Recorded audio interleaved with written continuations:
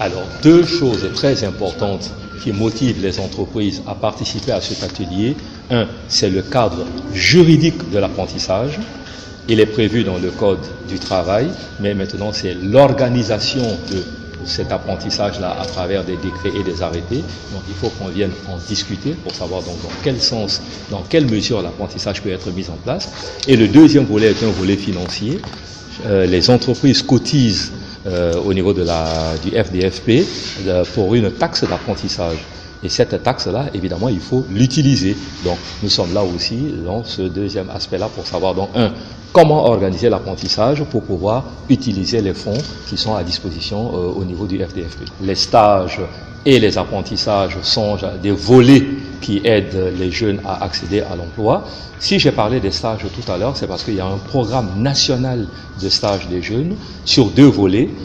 Pour aider les jeunes étudiants à valider leur diplôme professionnel pour les avoir et entrer dans la vie active, et d'un autre côté pour donner à des jeunes de niveau 5e, 4e et 3e une immersion dans l'entreprise. Donc à ce niveau-là, il y a 15 000 postes aussi qui sont prévus dans le cadre de ce programme.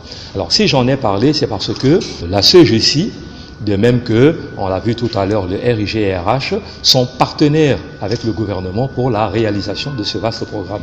Il faut donc que chacune de ces organisations prenne la mesure de sa responsabilité, donc en demandant à ses membres de jouer la partition. Le programme national de stage des jeunes, dans sa phase telle qu'elle a été conçue par le ministère, vise pour cette année 5000 postes de stage. L'apprentissage, par contre, lui, n'est pas limité, puisque je vous ai dit, les fonds existent.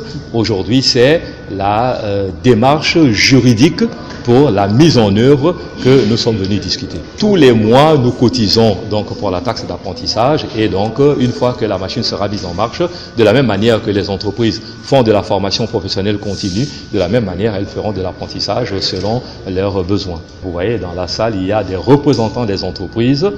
Si ils sont venus, c'est parce que le sujet les intéresse, et nous pensons que l'apprentissage est un cadre dans lequel ils vont tous se lancer.